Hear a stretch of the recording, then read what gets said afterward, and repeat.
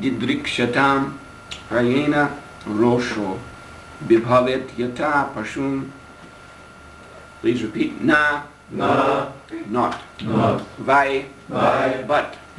Satam, Satam, of the devotees. of the devotees. Vachadana arpita atmanam, Vachana Atmanam, of those who are completely surrendered at your lotus feet. of those who are completely surrendered at your lotus feet. Bhuteshu, Bhuteshu, among living entities. among living entities. Sarveshu, Sarveshu, all varieties. all varieties. Abhipashyatam, Abhipashyatam, perfectly seeing. perfectly seen. Tava, Tava, your. your. Bhutani, Bhutani, living entities. living entities. Cha, Cha, and. and Atmani, Atmani, in the supreme. in the supreme. Apritak, Apritak, non-different. non-different. Yidrikshatam, Vidrikshatam, those who see like that. those who see like that. Prayena, Prayena, almost always. almost always. Rosha, Rosha, anger. anger. Abhibhavet, Abhibhavet, takes place. takes place. Yata, Yata, exactly like. exactly like. Pashum, Pashum, the animals. the animals. Translation and purport by His Divine Grace, A.C. Bhaktivedanta Swami, Srila Prabhupada Ki Jai. Jai. My dear Lord, devotees who have fully dedicated their lives unto your lotus feet certainly observe your presence as Paramatma in each and every being, and as such they do not differentiate between one living being and another. Such persons treat all living entities equally. They never become overwhelmed by anger like animals, who can see nothing without differentiation. Purport. When the Supreme Personality of Godhead becomes angry or kills a demon, materially this may appear unfavorable, but spiritually it is a blissful blessing upon them. Therefore pure devotees do not make any distinction between the Lord's anger and His blessings. They see both with reference to the Lord's behavior with others and themselves. A devotee does not find fault with the behavior of the Lord in any circumstances.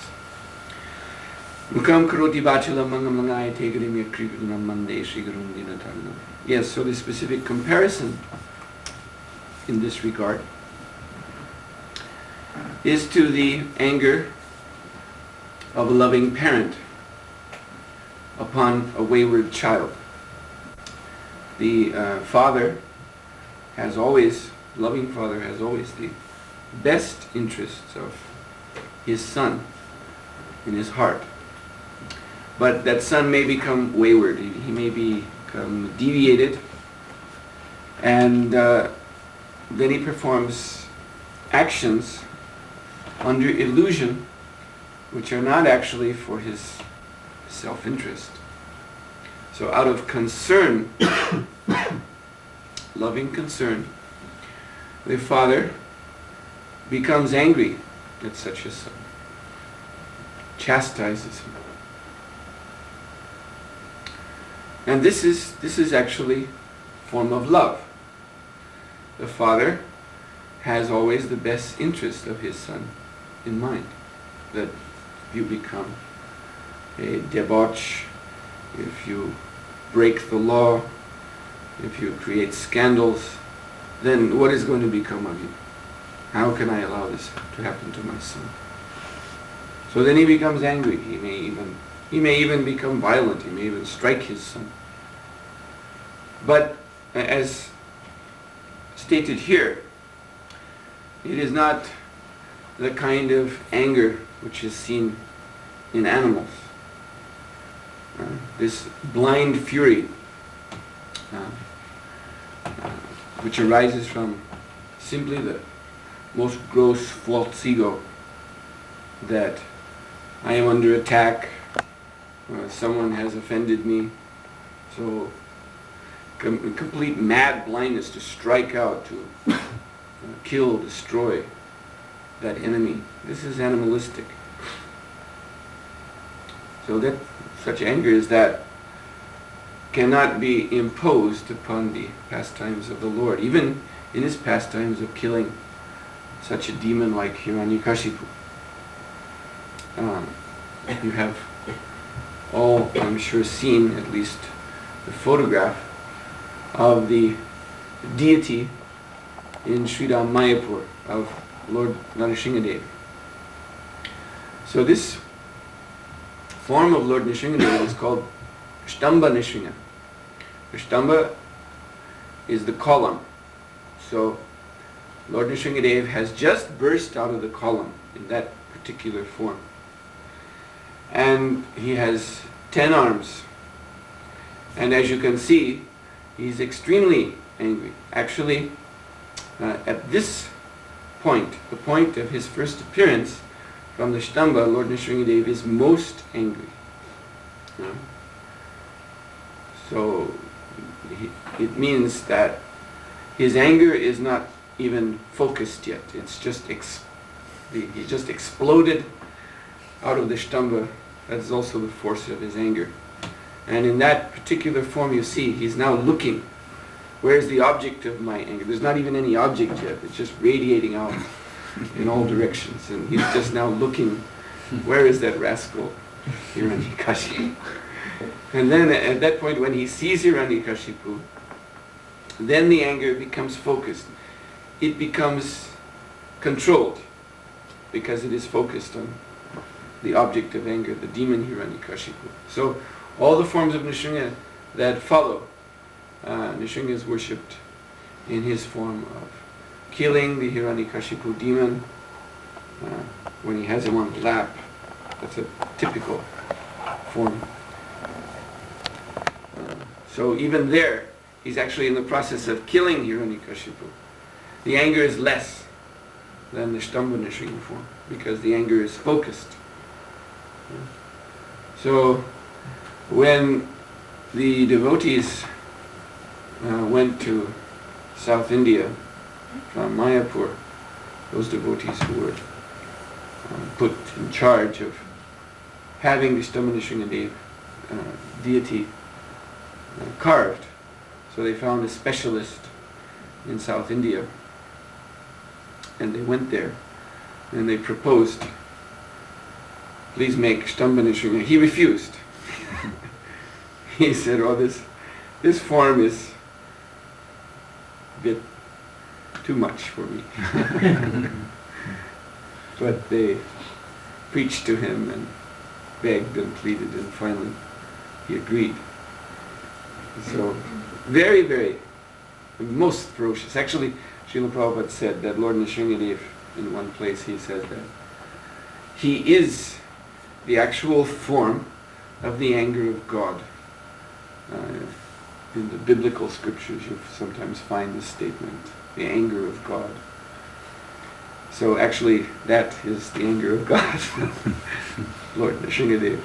And the Stamba Nrsimha deity is the most angry form of the anger of God.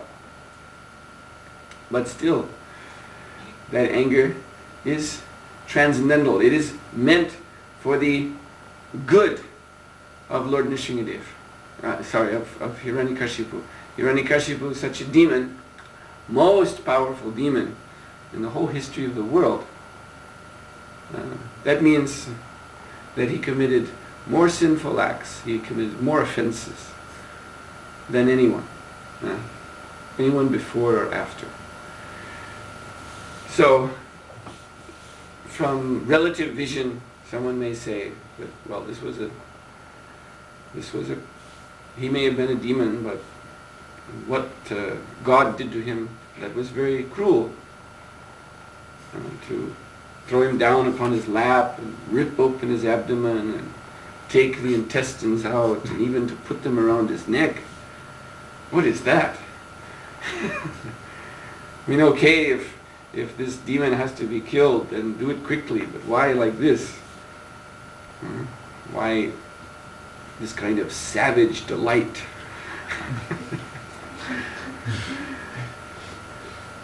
And how can you say God's anger is not animalistic? After all, that's a half man, half lion form.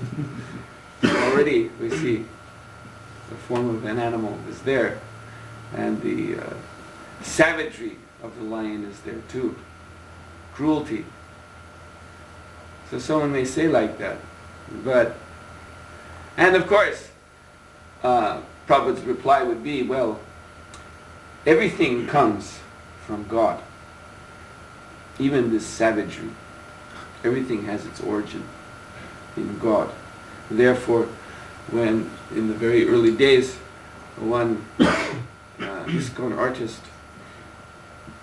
was painting under Prabhupada's direction the killing of Hiranyakashipu.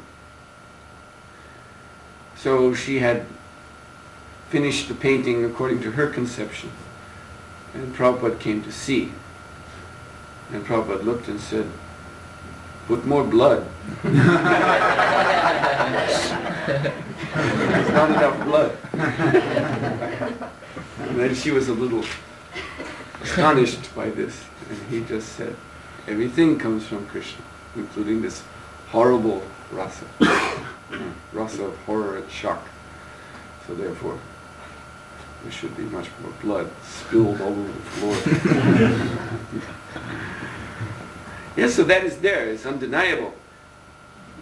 But there is an infinite difference between that so-called savagery, the Lord's delight in killing Hiranyakashipu. Actually, there's an excellent transcendental reason for that delight. Because by being killed, even in this cruel way, Hiranyakashipu is liberated. He was such a sinful demon. No one could be more sinful than him before Hiranyakashipu or after Hiranyakashipu. There's no match. And yet, as we say in that prayer also, Hiranyakashipu Tanu Ringam, the Lord ripped him apart like a little insect with his nakam, his nails. But by that touch, by being touched by the nails of the Lord, Hiranyakashipu was liberated from all of his sins. It's like in Catholic religion, they have this idea of confession to become free of one's sins. But this confession is never effective because they're always coming back. They're actually never liberated. Actually, they're never liberated. Even if the sins, and that is also questionable, whether that wine-drinking priest has any power to grant remission from sins. That's another problem. But even if he could, it doesn't amount to liberation because that sinner keeps coming back. The next day, or the next week, he's got another load of sins. So that we are to understand from this that at the time of death, this person cannot be delivered because he doesn't give up sinful activities. If one is liberated, Jivan Mukta, it means liberated in this life. This whole conception that liberation will be after death. There is such, there's what is called Videha Mukti. There's Jivan Mukti and Videha Mukti, two kinds of liberation, which are mentioned in the Vedic scriptures. But the one is indicative of the other. In other words, if you are Jivan Mukta, if you are liberated in this lifetime, and what does that mean if you're free of sins? If you're living your life in this body, but you're not committing any sinful activities, then that is the proof that when you give this body up, you will attain Videha Mukti, which means liberation without a material body, going back home, back to Godhead, never taking birth again. So the proof is Jivan Mukta. So if someone is sinning repeatedly, again and again and again, then what is the use of him thinking, well, yes, but when I die, I will go up. There's no use in that kind. That's a false hope. So we can see by this such process as confession in the Christian church or in the Karmakanda system under Vedic culture, there's prayashchitta. It is a very similar thing. One goes before the Brahmin, who is a priest in Vedic culture, and confesses his sin. I have done such and such bad thing. And then that Brahmin will look up in his books. He has his various Karmakanda Dharma Shastras.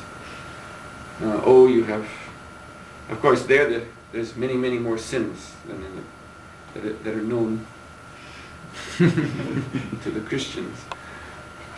So even if it's something like, I've stepped on a spider, he looks up, he finds that sin in the book, and then he has to do some kind of penance, prayaschitta.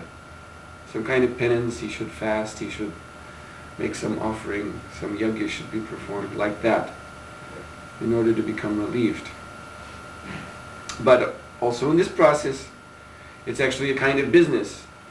The karmis who follow this karmakanda system, then they keep such prayaschitta brahmins in their employ. They keep them well funded so that they'll stay in the village, so that they can keep coming back. I've done this today. Well, I've done that. And then he's making good business. So that also, this prayaschitta is not bringing about liberation. So it is so difficult for a sinful person to become free from sins. And what to speak of Hiranyakashipu, who is the most sinful. He was so arrogant. There's no question of him going to a church and asking the priest, Father, forgive me for I have sinned. Today I just conquered the heavenly planet.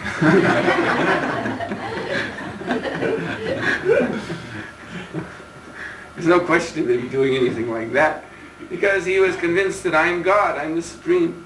There's no one to impose any sinful reactions on me. I'm the controller. All these demigods, because when the sins are calculated, the witnesses are the demigods. Of course, there is Paramatma in the heart as the ultimate witness and judge. But there, just like in any court, there are those who give testimony.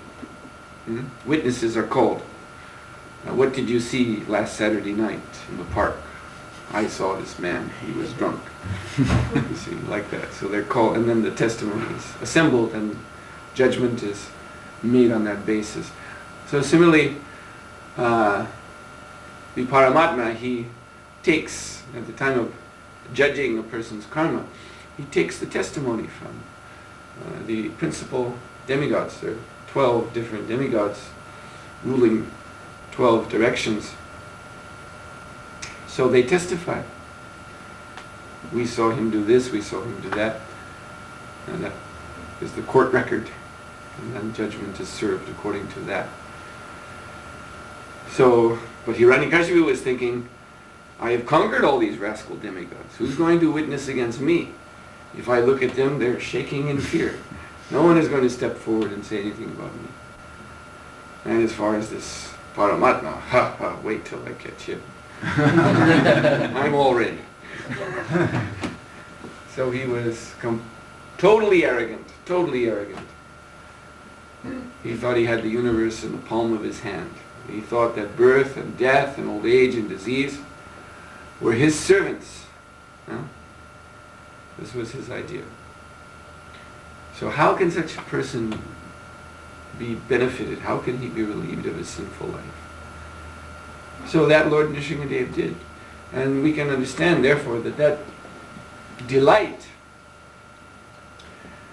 that seeming cruel delight, is actually the Lord's delight in seeing another, and in this case, most conditioned soul, freed from all his sinful life. So, this is actually the Lord's happiness. And so, our mission in this Krishna Consciousness movement, International Society for Krishna Consciousness, is to increase the Lord's delight.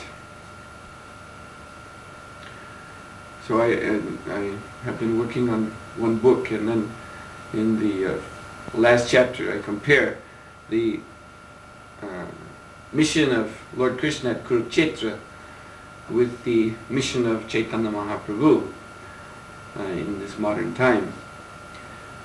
So actually the mission is exactly the same. The point is being made here that the Lord's behavior is absolute. Now we see it has become a bit of a fashion in recent times for neophyte devotees.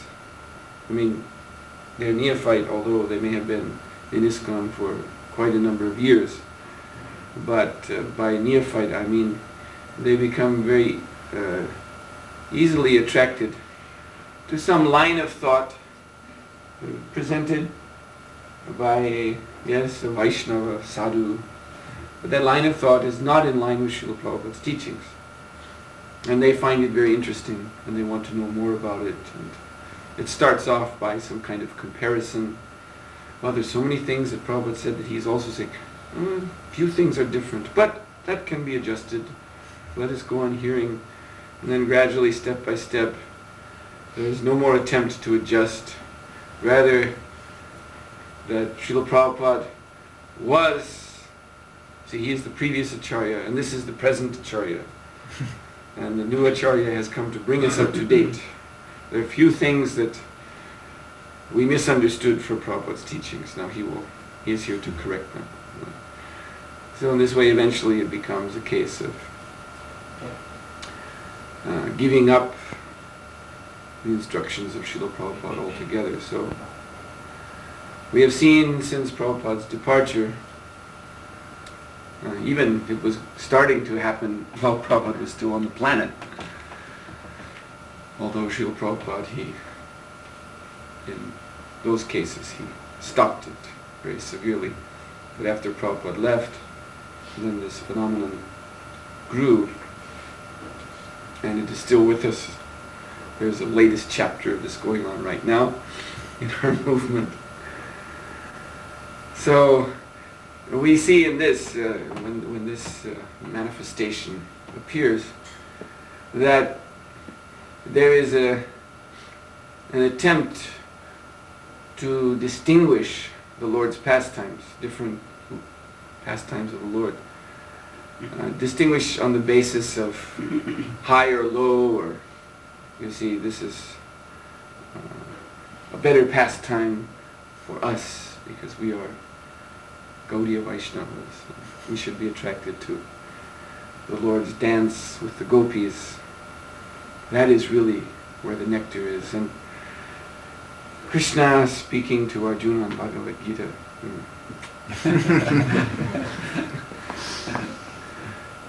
Actually, when the same thing, the same symptom of deviation took place in Los Angeles in the 70s when Prabhupada was on the planet, that was one thing that was very prominent, that they were saying things like, because you see, the point is here, the reason they're doing this, who can do this? You see, they will justify, but these statements are there in the Shastras, yes. These statements are there as presented by Rasacharya. And Rasacharya means Srila Rupa Goswami. So Rupa Goswami, the 6 Goswamis of Vrindavan, what is their position? They are the most confidential associates of Chaitanya Mahaprabhu, authorities in Rasa. And we should not imitate them. And those statements are there. But when Prabhupada heard that someone was saying among this group, the so-called Gopi Baba Club, there were no. So when someone was saying that gopis are superior, the love of the gopis is superior, position of the gopis is superior to that of Mother Yashoda, then Srila Prabhupada became white hot angry, extremely angry to hear this. Because who can judge these things? Only someone who is on the absolute platform himself, only someone who is expert in loving affairs. And that judgment is, again, it is taking place on the absolute platform. So it is not actually separating things into higher or lower. And that statement, when you read, you'll find that in Srila Prabhupada's own books, in Nectar of Devotion, when he explains this point. It is not that we are to think that the gopis belong to some exclusive club in the spiritual world, and they are the aristocrats, and others are some kind of caste system in the spiritual world. Others are just not where it's at, and we're part of that club, you see. We're coming in the line of Chaitanya Mahaprabhu, so therefore we don't have to be concerned about all these lesser pastimes of the Lord. It's not like that at all. Everything Krishna does is absolutely glorious, and we see the topmost devotee in the spiritual world, Srimati Radharani herself. You see, this is the point. She is so much taken up with Krishna. Her mind is so much absorbed in Krishna that anything he does is the object of her adoration, her full absorption. So she is discussing all of Krishna's pastimes in all of his incarnations. That is right there in the Krishna book. When they are speaking about Lord Krishna, they're also referring to his pastimes as Lord Ramchandra, saying it is not surprising that this Krishna is unfair to us, because after all, he killed Bali, the king of the monkeys, from behind. He shot him from behind as Lord Ramchandra. So this also, it's not fair. So that's how he's doing things. So in this way, this is all, also this seems like criticism, but it is glorification. So these things they require an actual transcendental intelligence, a transcendental position. One must be on the transcendental platform in order to understand all these things properly. So someone who's a neophyte, someone who's not even able to follow the order of their own spiritual master here in the material world, now what does this person have to say about the gopis? What does this person have to say about the position of the gopis in relationship to Mother Yashoda or Arjuna? How can such a person say, as they were saying in those days, that, well, whenever I hear Bhagavad Gita, I just fall into mine? Meaning that it's such a less important scripture, such a low platform of rasa, that if I listen to that, I just become overwhelmed by duality. You see. And this is the typical sahajya contamination. Sahajya means cheap. So this is the typical sahajya contamination. So, but actually, when we see just like here, I can see this picture of Lord Krishna surrounded by the gopis, and they're all there rendering different services to him. So these gopis are considered most exalted because of what? Because they follow to letter perfection the Lord's topmost instruction in the Bhagavad Gita. The topmost instruction in Bhagavad Gita, it is called the Charan Shloki. That is a term used by Srila Baladev Vidyabhushan. Charan Shloki means of all the 700 shlokas in the Gita, there is one which is topmost, one which is the culmination, where the whole text reaches the peak, just like a mountain. So a mountain is very great, every point on the mountain is magnificent, but finally the mountain comes to a point. And so that one shloka, Sarva Dharman Parichaja Mamikam Sharanam Vraja, is the topmost instruction. The Lord is saying, give everything up and just surrender to me. And so the gopis are doing, and they're doing in a way which all other devotees, all pure devotees are doing.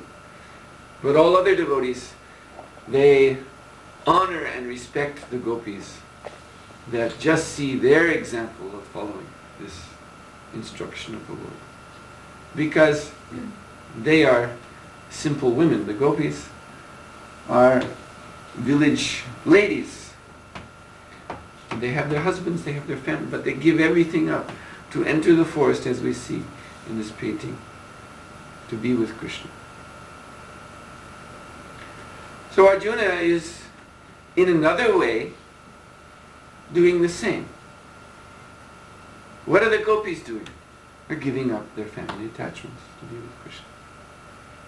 So what was Arjuna's problem in the beginning of Bhagavad Gita? He didn't want to fight because of family attachment. So when Arjuna picked up his bow, his Gandiva bow, and put an arrow on the string, and told Krishna, "Drive my chariot, now let us fight." So he was doing the same as when the gopis come to Krishna, leaving behind their husbands and their babies and all their relatives, and not caring for what anyone will say. Because Arjuna at that moment was also open. He was also subject to being criticized by mundane moralists. What? You are going to kill your own family? What is this?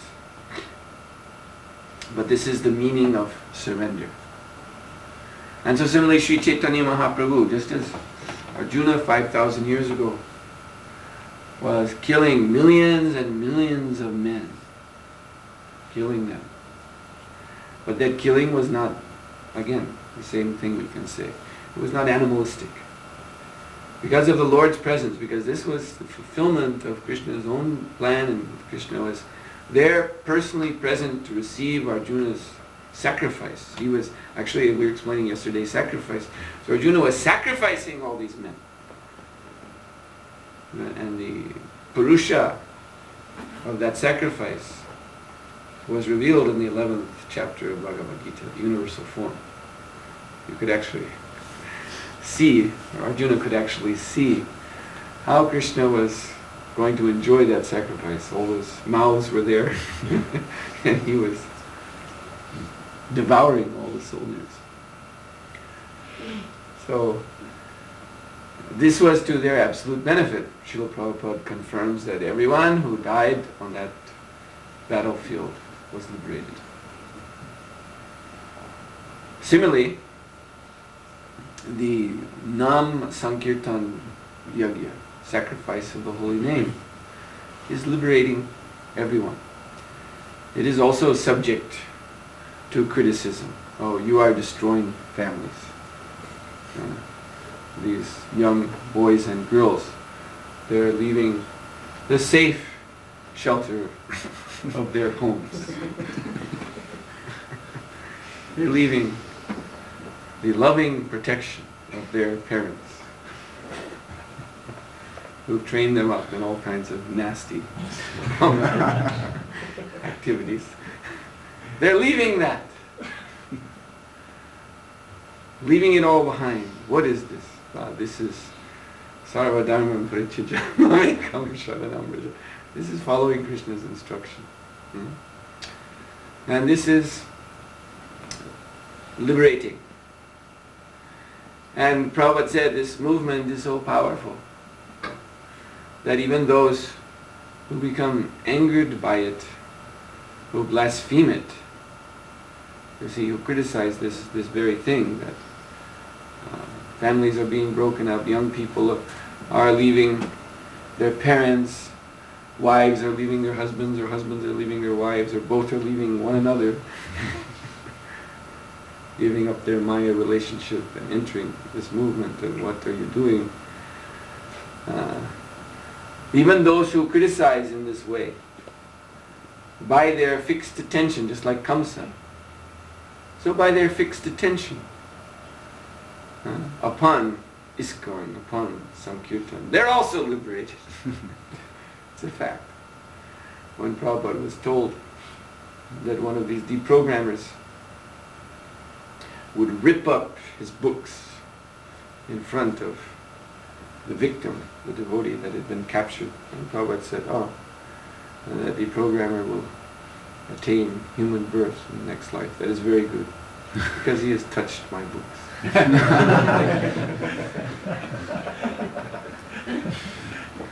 So you see, this movement is all auspicious.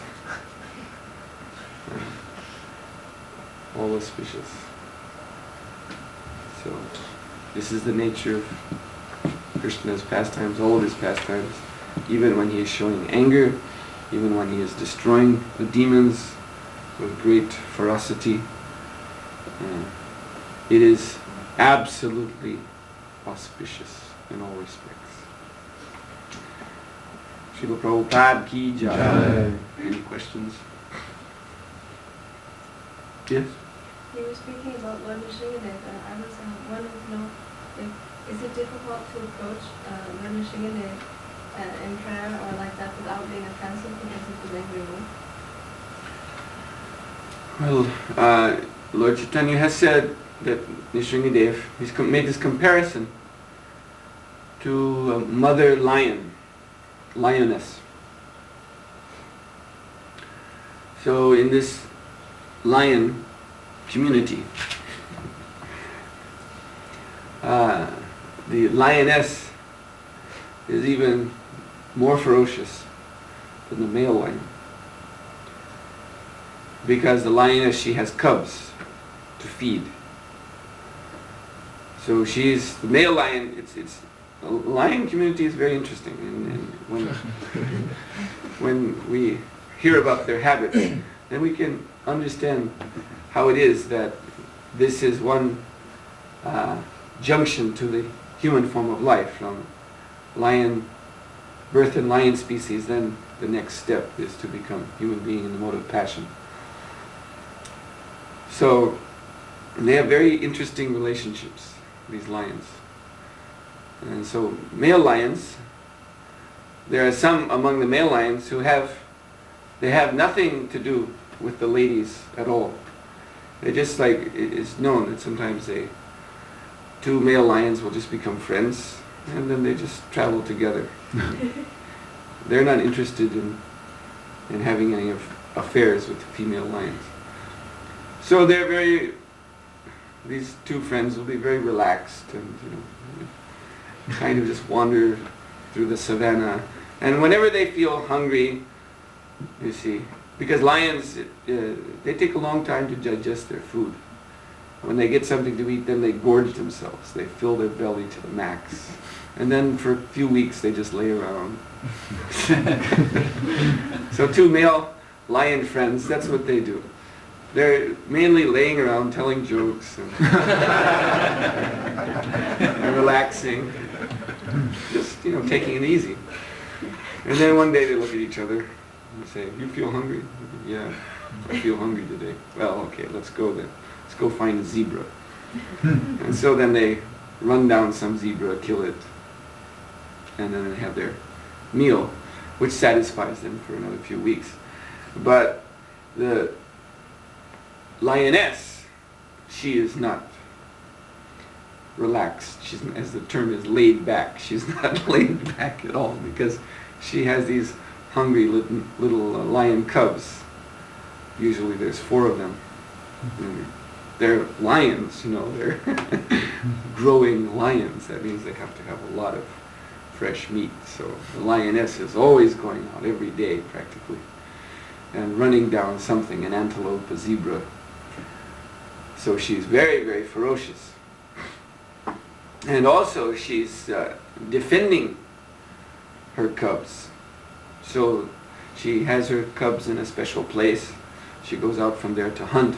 But there's always danger. There are jackals and other kinds of beasts which will kill her cubs and eat them if they have the chance. So she's not only ferocious in the sense of hunting down prey, but she's always looking around if there's any enemy of my cubs that may come. So she's always in this very heavy mood. So Chaitanya Mahaprabhu has compared Narasimhadev to a lioness, and he's compared Prahlad to the cub. So the lioness she will not tolerate any outsider coming near her den, and she's hunting every day, ferociously killing so many animals. But in spite of that, to her cub, she is most gentle and loving. She's she's just, then she's just a picture of motherly love. She's taking care of her cubs, she's licking them, cleaning them. She calls them to follow her and trains them up how to hunt. And so we must become the cub of Lord Nrsingadev. That means we must become devotee. So to become the cub, to become accepted by Lord Nrsingadev, means to become accepted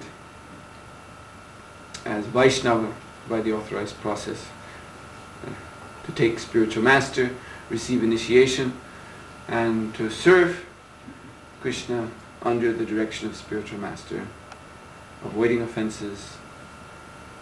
In this way, the Supreme Lord becomes happy with us. In that position, when one is in that position, actually it's guaranteed by Krishna. You need to have no doubt. The Lord himself told Durvasa Muni that not only are my devotees, that famous verse where he says, Aham bhakta pradino hi ashvatanta iva dvija sadhubhir grasta hridaya bhakto bhakta janapriya. Very beautiful verse. With another interesting comparison, the Lord here is comparing himself to an animal. Lord Nrsingadev was compared to a lioness by Chaitanya Mahaprabhu. So here, the Lord, he compares himself, I'm just like an animal in my relationship with my devotees, like a pet animal. And sometimes there are people, you can actually make a pet out of a lion. There are persons who have done it. And then Yashvatanta. Yashvatanta means then I have no dependence from my devotee. Just like even such an animal as a lion, one becomes the pet, and then the owner can place a collar around the neck and go for a walk with the lion on the leash. So the lion being sold out in a loving relationship to this person who is the owner, then the lion is so huge. Still, when the owner jerks on the leash, now let us stop, the lion will stop. And when the owner indicates, let's go, the lion will walk. So Krishna compares himself to this. For my devotee, I become just like that. He can put a collar on my neck and take me wherever he wants. I'll just follow him. I'll stop when he tells me to stop. I'll go when he tells me to go. So this is the confidential relationship between the Lord and his devotee. Now this verse ends with Bhakta Jana Priya. Now what does this mean? The Lord is saying, not only are my devotees dear to me, not only are they Priya, but the Bhakta Jana Priya, the Bodhi Bhakta Jana, means the followers of my devotees. So this is how one becomes dear to Krishna. Devotee means spiritual master. We understand that spiritual master is a confidential associate of the Lord. So we must become the follower, the jana, the follower of the pure devotee. And then Krishna says, Bhakta Jana Priya, they are also as dear to me as my devotees. So this is how we can become dear to Lord Nrsingadev. Srila Prabhupada ki jai. Jai. Suhotra Swami ki jai.